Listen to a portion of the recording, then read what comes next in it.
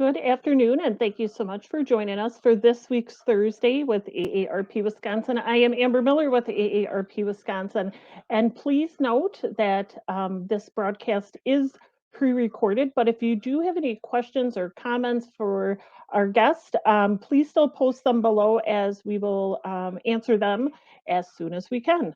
So, of course, before we get to our show, just a friendly reminder of the AARP Wisconsin website. You can go on there anytime to find additional information about upcoming virtual events, volunteer opportunities, advocacy, everything that's going on with AARP Wisconsin and also our national office. So once again, that's aarp.org/WI.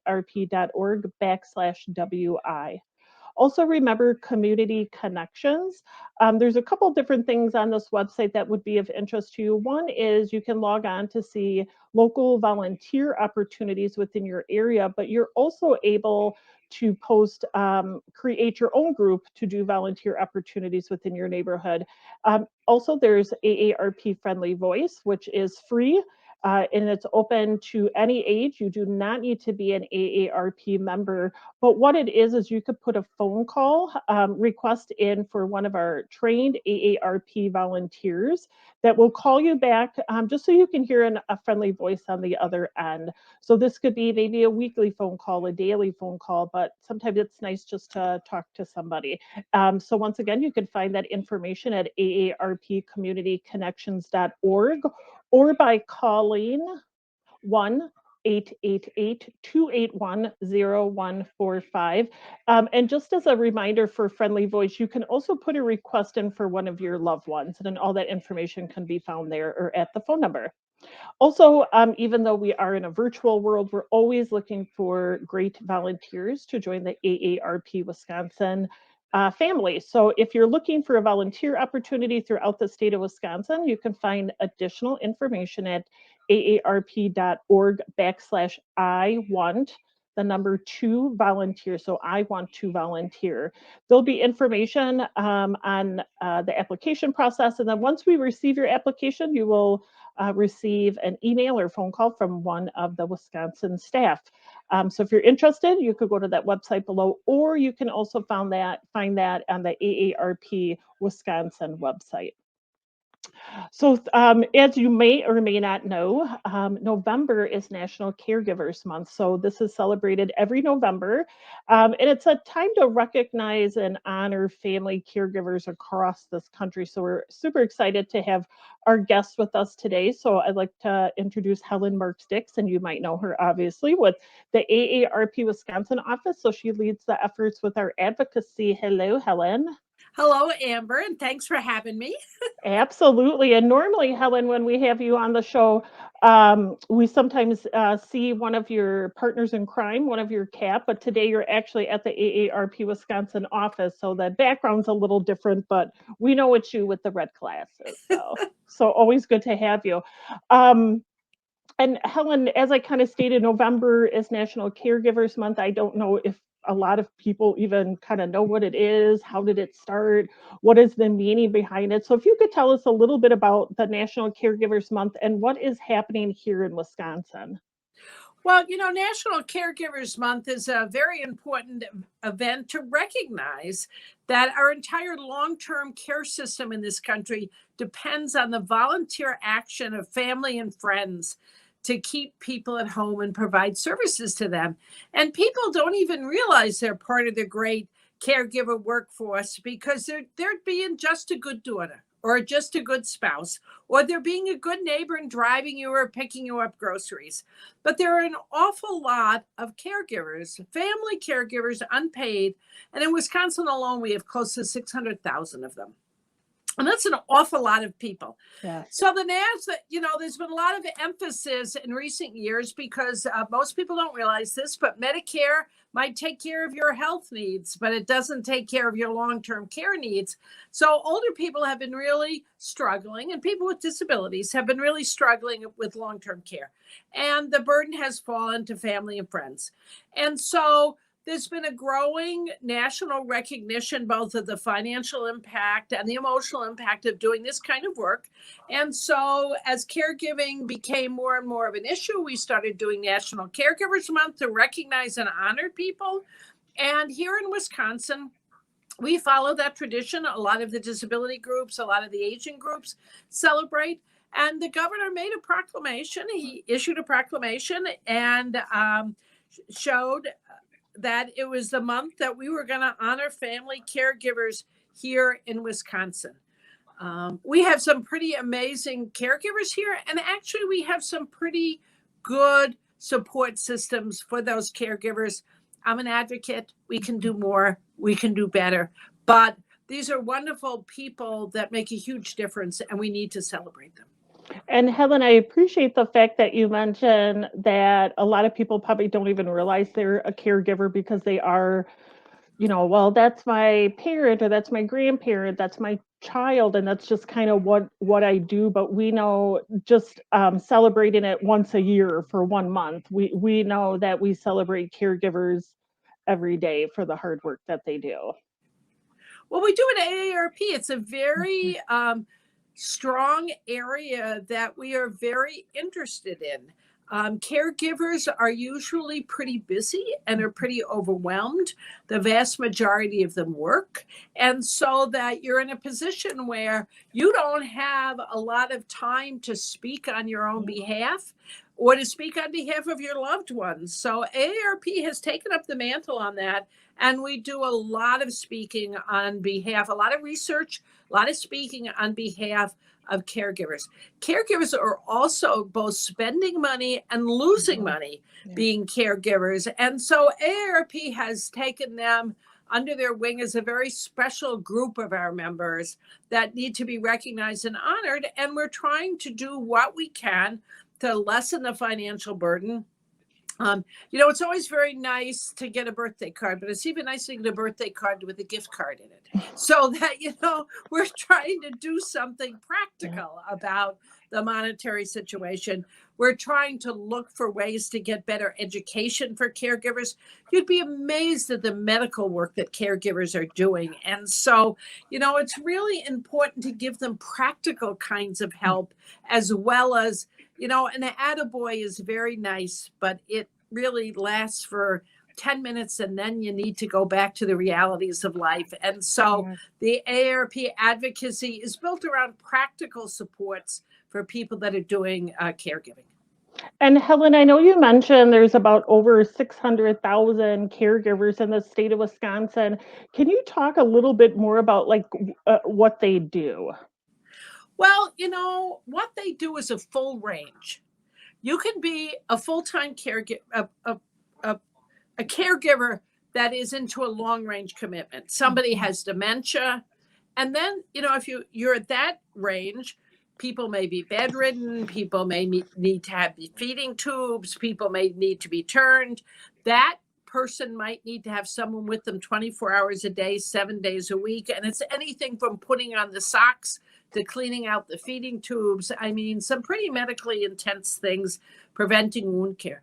You can go to the other end when you're a temporary caregiver. I had a friend who had surgery. I did a little wound packing and unpacking, doing the healing process. And that was a response when somebody breaks a hip or somebody does something that's going to get better, but you spend some time making sure until they're independent again that they get the medical care or the social service or even the social stimulation that they need in order to heal and get better. And, sometimes caregiving starts out pretty small and, it's little things. You're running to the grocery store. You ask your neighbor who's older, I'm going to go to the grocery store. Do you need anything? And the next thing you know, you're doing the grocery shopping all the time. And the next thing you know, the person needs rides to doctor's appointments. And, as people's health conditions changes, their needs change. But people do incredible things, from just small acts of kindness of giving people time and attention all the way up to some pretty intense medical stuff. Over 50% of caregivers are doing what would have traditionally been nursing or doctoring. Wow. So it's a pretty intensive lift for a lot of people. But let me tell you, it's the little things too. It's going over and listening to the stories after Sunday dinner or bringing something in just to chat. So it's the full range from social all the way up to medical. And then I can imagine there's probably more than 600,000 caregivers in the state of Wisconsin, but they just don't identify as one, just from short-term caregiving to, yeah, grocery shopping. And Helen, I know there's a lot of talk about the caregiver shortage, and families and friends aren't really stepping up. If you could talk a little bit about that. Well, I don't think it's that family and friends aren't quite stepping up. I think what's happened is there's two kinds of caregivers. There's the family and friends, unpaid caregivers. And probably, Rosalind Carter has this wonderful quote about family caregiving. And she says, you've either been a caregiver, you will be a caregiver, you are currently a caregiver, or you're going to be somebody needing care. Those are the four groups of people in the world, and that covers all of us. Yep. But to supplement us, there are a lot of people who don't have family and friends, or their medical needs become too great. So we also have professional caregivers. And that's where the shortage has become very apparent, particularly during the pandemic. So professional caregivers, we think about them working in hospitals and in nursing homes and assisted living facilities, but they also work with families. They come into homes and do home health care. Pardon me. They do home health care. They do bathing aids. They do wound care. And so as the pandemic has taken more people, the needs have become greater. The number of people available has become less. The stress on the system has become overwhelming. During that period of time, pardon me, the number of people available to be professional caregivers has declined. That has really hurt family caregivers who rely on them for supplemental help, for training, for follow-up care. And so the work shortage exists for a lot of reasons. They're very hard jobs. Professional caregiving is hard jobs. They're hard physically and they're hard emotionally. And quite frankly, they're poverty level jobs for the most part. And that is just not, it's kind of always scared me that we pay our zookeepers better than we pay our nursing home staff. I mean, there's just something wrong with that. And the pandemic made people even more reluctant to put family members into facilities. And facilities became less and less available because of the shortage, putting an even greater burden on family caregivers, and even a greater burden on those that were trying to work with professional caregivers to round out the amount of care you could get, or even get respite so you could get a break from doing caregiving. So the shortage has really affected family caregivers. They aren't two groups that are competing with each other. They're two groups that are supporting each other.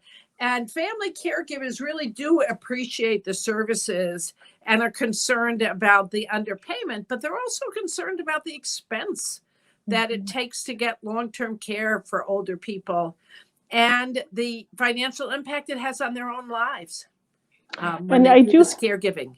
And I do have to mention the long-term care is interesting, and I know it kind of goes hand in hand a little bit, but with caregiving is I didn't think about that until I started working at AARP. It wasn't even in my realm of thinking about it, but when you hear the stories from our members about long-term care and about caregiving and how will they receive the support and where do they go and how are they going to be able to afford it, it's heart-wrenching. It's heart-wrenching. And what's amazing is that it's so intergenerational. The caregivers are not, there's a lot of older people taking care of older people and a lot of spouses and that kind of thing. But it's amazing how many grandchildren are. If you go to a college classroom and you ask people who are doing caregiving or who are taking a shift in the family rotation to spend time with somebody, it really is pretty amazing the number of people, probably not in our count, that are Correct. really caregivers because they take one shift or, they do a weekend or whatever to relieve a primary caregiver. So it's an intergenerational issue, and it's people are working. People are working and going to school and trying to do this. And that can be pretty overwhelming. So before everybody panics, I want to say that there is some pretty good programs to help, and there's some pretty good resources to help. And AARP has a wonderful page in our website, and it has more information than the average caregiver has time to read. And the average caregiver is so overwhelmed that if you go onto the AARP page, you're going to look at it and be overwhelmed. So I'm going to narrow it down somewhat, and we are going to give you a series of links and connections that are Wisconsin specific. And that kind of helps you get started. So the AARP caregiver page, the address for that is www.aarp.org/caregiving. And we will also make sure to put that in the notes for this video, so you could just click on it also. We'll make sure. And when you look at that, there's all kinds of great resources. If you have the time, the energy, the inclination, you can go there. But if you really want to narrow it down to Wisconsin, then you do the AARP.Wisconsin/caregiver-resources. And we will make sure, so that's a little bit long to remember. So once again, we will make sure to put that in our notes. And Helen, you said that's just related to Wisconsin. This is a Wisconsin guide. And the reason that this is so important is that every community in Wisconsin has caregiver support groups. They're usually run by one of two groups. They're either run through the Aging and Disability Resource Centers, or they are run through the hospitals and healthcare because they specialize in a particular disease. or there's organizations like the Alzheimer's Association who also have very specific support groups. It also tells you, we're going to give you another couple of links because Wisconsin has some pretty good financial programs. We have the family care program, we have IRIS, we have some respite care money, we have the Alzheimer's family community support program, so that there are places where you can go for a little financial help. There are places you can go for emotional support.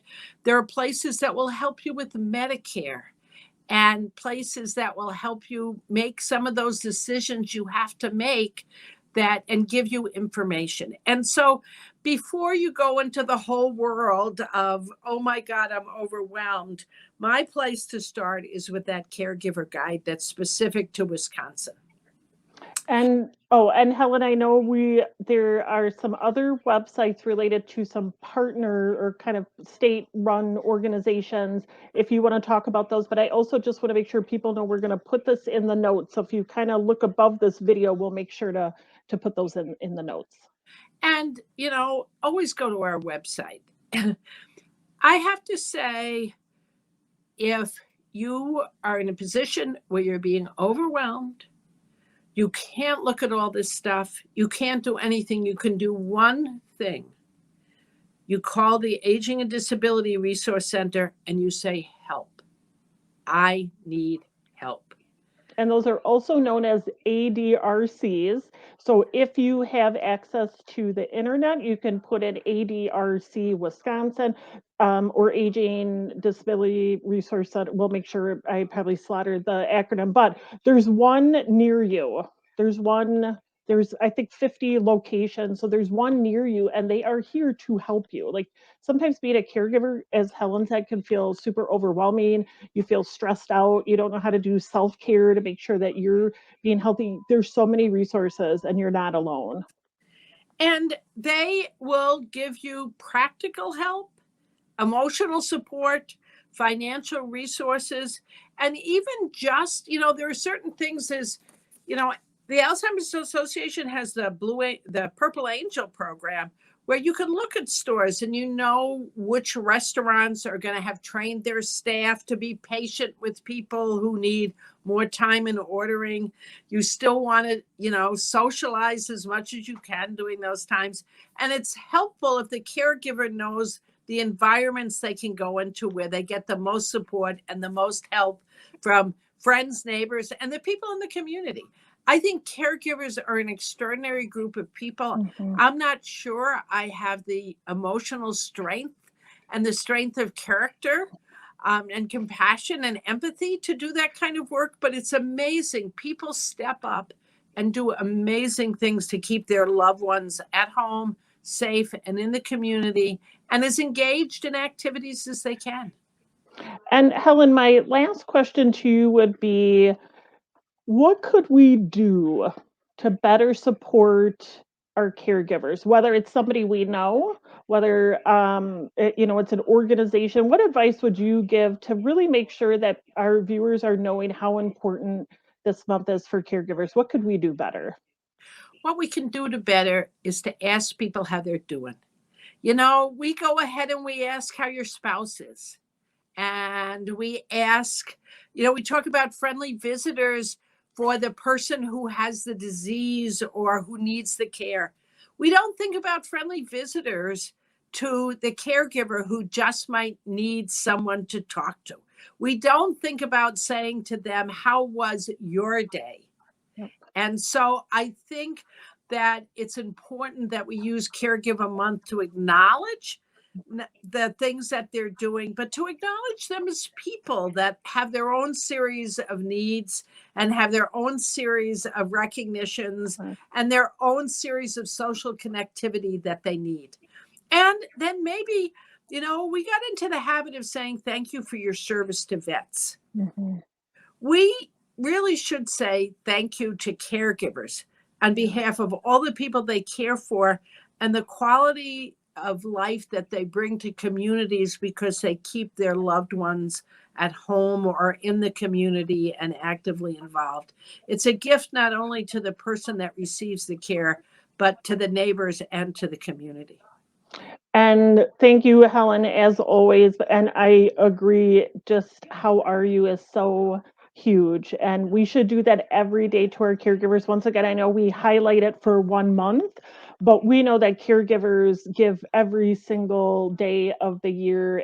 But I think we just really need to step back and just realize, out of the 600,000 caregivers that are accounted for, I think between this conversation, it's definitely more on how much they give to their loved one, but also maybe they're putting their self last, and that's why that self-care is really important. Any final words, Helen? Yes. As a person who is going to eventually fall into the category of unbefriended elderly, which is those of us who don't have spouses or children or relatives close by, if you have time on your hands and can go to a long-term care facility or somewhere and talk to a social worker and say, is there someone that doesn't get visitors? Is there somebody who doesn't get letters and cards because we can't visit sometimes during the pandemic? Mm-hmm. Is there somebody that can use, just sending, cards, little notes or something to acknowledge people who don't have any connections? And there are, unfortunately, a lot of, for all the glory we give to the caregivers, those are people who are connecting with people. We have a lot of people who are out there on their own, the unbefriended. Please befriend us. I'll be there someday. So I want you all to be in the habit of doing that. We will definitely take your words of encouragement, my dear. Helen, it's always so great to just have you on, and your passion, not only for caregivers, but for all you do for the state of Wisconsin is so appreciative. So thank you so much for being with us today. Okay. Thank you. And for next week, I'm sorry, no, for upcoming events, We will bring those up. These might be of interest to you. So movies for grown-ups this Friday is Little Satchmo. Tuesday the 16th is Smart Driver Tech Virtual Workshop. So if you have a newer-ish car that you're like, oh my gosh, this car has so many bells and whistles, I don't know what to do with it, please attend that virtual event. You'll learn more about how to use all those. November 16th, we will have a home fit workshop, which teaches you low cost or free ways that you can modify your home. So hopefully then you can stay in it longer. And then also the following Friday, the 19th, movies for grown-ups would be Atonement. All of this is free. So please visit the website below, or you can register by calling 877-926-8300. Small dollar, big impact will be coming up. The application is due December 8th. You can find the application, and if you recall, this is a small grant that AARP Wisconsin started last year for nonprofits, municipalities to fund any low-cost, innovative, thinking outside the box ideas. So if you're looking maybe for a small grant, you can check out the website below. Once again, application is due December 8th. For next week's show, it's going to be National Rural, I always say that word incorrectly, bear with me, Health Day. So if you join us back here next November 18th, next Thursday at noon Central, we're going to be talking all about the initiative, why it's important to the state of Wisconsin. So once again, just as a friendly reminder, this is pre-recorded, but if you have any questions or comments about National Caregiving Month, please still post them below, and myself or one of our staff members, including Helen, will make sure that we reply. So once again, November is such a special month for caregivers. So if you know of one, please make sure to say a big thank you and how are you doing. But until next Thursday, I hope you are safe, and we look forward to seeing you then.